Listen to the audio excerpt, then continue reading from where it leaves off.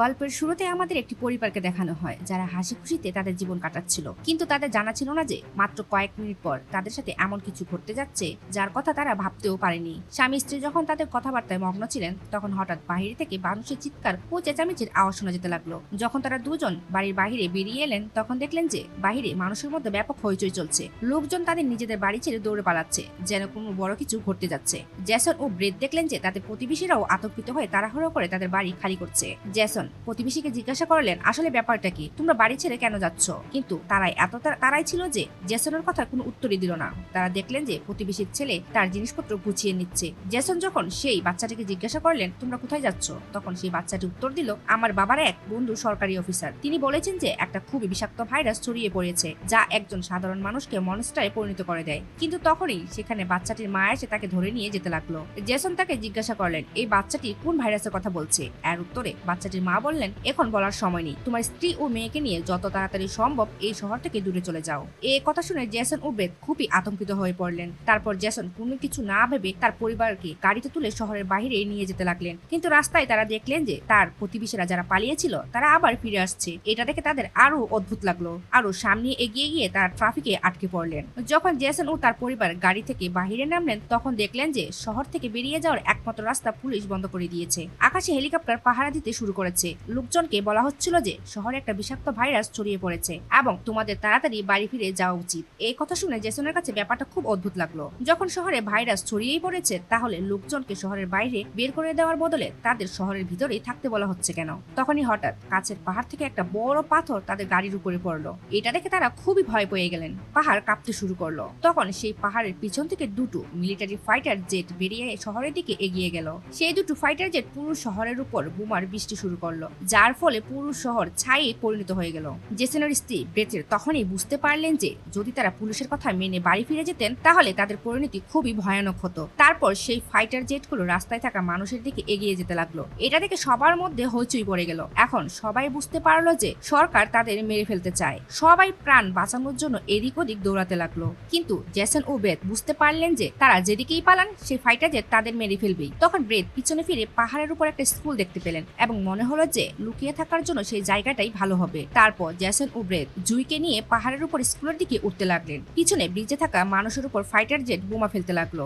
এই তিনজন দ্রুত দৌড়ে স্কুলে পৌঁছে গেলেন এবং সৌভাগ্যবশত সেখানে একটা টানেলও পাওয়া গেল। বোমার বিস্ফোরণে কয়েক সেকেন্ড আগেই তারা দ্রুত সেই টানেলের ভিতরে ঢুকে পড়লেন। বাংকারের দরজা বন্ধ হওয়ার সাথে সাথেই উপরে প্রচন্ড বিস্ফোরণ হলো, কিন্তু সৌভাগ্যবশত তারা বাংকারের নিচে ছিলেন বলে তাদের প্রাণ বেঁচে গেল। তবে তাদের জন্য অবাক করার বিষয় ছিল যে আসলে সেটা কোন ধরনের ভাইরাস ছিল যার জন্য সরকারকে শহরের সব মানুষকে মেরে ফেলতে হলো। তারা কিছুই বুঝতে পারছিল না, শুধু এইটুকুই বুঝতে পেরেছিলেন যে যদি বেঁচে থাকতে হয় তাহলে চুপচাপ বাংকারের ভিতরে জীবন কাটাতে হবে। কিন্তু তাদের জন্য সমস্যার বিষয় ছিল যে তারা এখানে কতদিন জীবন কাটাবেন এবং খাবার দাবারের জন্য কি করবে। ভালো বিষয় এই যে সেখানে প্রচুর মেয়াদোত্তীর্ণ খাবার মজুদ ছিল যা খেয়ে তিনজন অনেক লম্বা সময় বাঁচতে পারবে। জেসনের স্ত্রী ব্রেড খুবই চিন্তিত ছিলেন। তিনি তার মেয়ে জুইয়ের কথা ভাবতে লাগলেন, যদি সে অসুস্থ হয়ে পড়ে তাহলে কি করবে তারা। আর ব্রেড দরজা বন্ধ করার সময় হাতে গভীরভাবে ক্ষত হয়েছিল। তারা দুইজনই এই নিয়ে চিন্তিত ছিল যে এই বিষাক্ত ভাইরাস যেন তাদের শরীরে আক্রমণ না করে। কিন্তু এখন এসব ভাবার সময় ছিল না। তাদের এখন এই বাংকারে নিরাপদ করতে হবে যাতে উপর থেকে কেউ দরজা খুলতে না পারে। জেসন লোহার শিকল দিয়ে বাংকারের দরজা শক্ত করে বন্ধ করে দিলেন এবং সিদ্ধান্ত নিলেন যে এখন থেকে তাদের এখানে লুকিয়ে জীবন কাটাতে হবে। কিন্তু মাটির নিচে থাকার জীবন এত সহজ ছিল না। প্রতিদিনই একই রকম খাবার, কাদায় ভরা পানি আর ফাঁকা সময়ে তারা তাস খেলতেন। বাহিরের দুনিয়ায় তাদের সাথে সম্পূর্ণ যোগাযোগ বিচ্ছিন্ন হয়ে গিয়েছিল। এখানে অনেকদিন থাকার পর তারা বাংকারের ভিতর খুবই অস্থির হয়ে উঠেছিল। কিন্তু তারা কি করবেন? যদি উপরে যান তাহলে তাদের প্রাণ বাঁচবে না। এইরকম জীবন জেসনের পরিবারকে যেন শেষ করে দিচ্ছিল।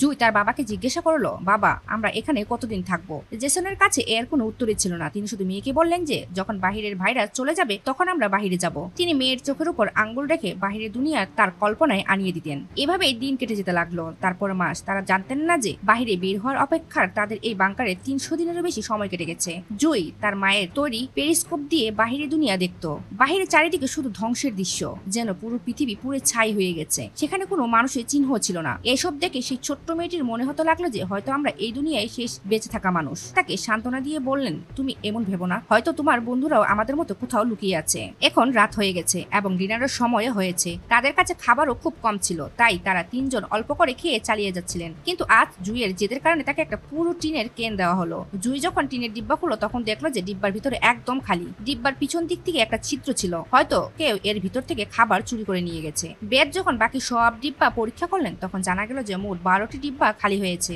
এটা থেকে তারা খুবই চিন্তিত হয়ে পড়লেন, কারণ এটা তাদের 2 সপ্তাহের খাবার ছিল। বেদ ভেন্টিলেশনের জালির থেকে তাকিয়ে অনুমান করলেন যে হয়তো কোনো ইঁদুর ভিতরে ঢুকে খাবার নিয়ে গেছে। বেদ বললেন, যদি এটা ইঁদুর হয় তাহলে তাড়াতাড়ি এটাকে মারতে হবে, নয়তো এটা আমাদের সব খাবার নষ্ট করে দিবে। মেয়ের মন খারাপ দেখে জেসন তাকে সান্ত্বনা দিয়ে বললেন, ছোট ছোট বিষয় নিয়ে চিন্তা করো না, যদিও খাবার শেষ হয়ে যায় তাহলে আমি উপরে গিয়ে কিছু জিনিস নিয়ে আসবো। পরের দিন যখন জুই তার মায়ের সাথে ব্লক নিয়ে খেলছিল তখন পিছন থেকে হালকা একটা আওয়াজ এলো। জুই যখন পিছনে ফিরে দেখলো তখন দেখলো একটা ইঁদুর আবার টিন ফুটো করে খাবার চুরি করতে ঢুকেছে। ইঁদুরটা পালানোর আগেই জুই তাড়াতাড়ি তার মা বাবাকে ডেকে আনলো। আজ তাদের এই ইঁদুরটাকে যে কোনো উপায়েই মারতে হবে। জেসন রাগে ছুরি বের করে তাকে টুকরো টুকরো করার জন্য এগিয়ে গেলেন, কিন্তু সেই ছোট্ট ইঁদুরটা খুবই দ্রুত ছিল।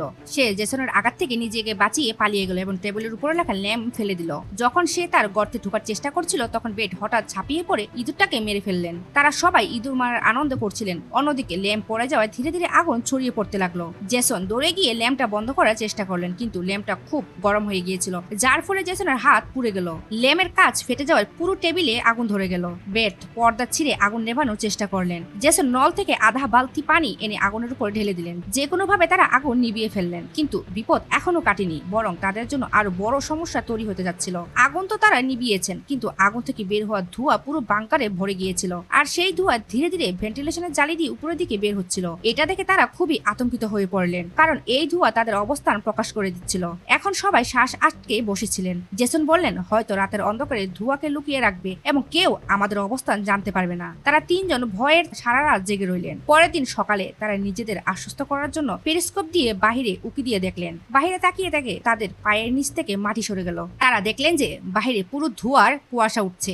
এটা থেকে তাদের অস্থিরতা আরো বেড়ে গেল। তারা পুরোপুরি নিশ্চিত হয়ে গেলেন যে তাদের লুকানোর জায়গায় রহস্য ফাঁস হয়ে গেছে। তখন ব্রেড বললেন, যদি ধোঁয়া উঠে থাকে তাহলে সেখানে ছাইও জমে থাকবে, যা পরীক্ষা করতে গিয়ে আমাদের অবস্থান জানা যেতে পারে। তাই এখন আমাদের ছাই পরিষ্কার করতে হবে। এরপর স্বামী স্ত্রী বাহিরে গিয়ে পরিষ্কার করার সিদ্ধান্ত নিলেন। যাওয়ার আগে জেসন তার মেয়ে জুইকে বললেন, জুই, তুমি আমাকে প্রমিস করে যে বাহির থেকে যদি কোনো আওয়াজ শোনা যায় বা যাই ঘটুক না কেন তুমি বাহিরে বের হবে না। মেয়ের কাছ থেকে প্রতিশ্রুতি নেওয়ার পর তারা দরজার শিকল খুললেন, বাহিরের আওয়াজ মনোযোগ দিয়ে শুনলেন এবং যখন নিশ্চিত হলেন যে বাহিরে কেউই নেই তখন দুজনে মিলে বাংকারের দরজা খুলে বাহিরে বেরিয়ে গেলেন। এখন তাদের মেয়ে একা ভিতরে রয়ে গেল।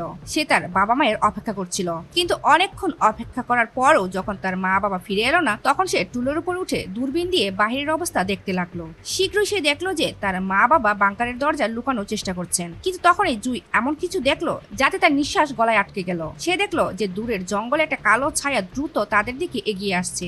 বাচ্চাটি জোরে চিৎকার করে বাবাকে পিছন থেকে তাকাতে বলল, কিন্তু দূরত্ব অনেক বেশি ছিল, তার মা বাবা শুনতে পেলেন না। আতঙ্কে বাচ্চাটি তার ভয় ভুলে গিয়ে সিঁড়ি বেয়ে বাংকারের থেকে বাহিরে বেরিয়ে এলো। বাহিরে এসে সে বুঝতে পারলো যে তার মা বাবা এখন আর সেখানে নেই। বাচ্চাটি অস্থির হয়ে জোরে জোরে তার মা বাবাকে ডাকতে শুরু করলো। তখনই পিছন থেকে হঠাৎ কেউ তার মুখ চেপে ধরলো।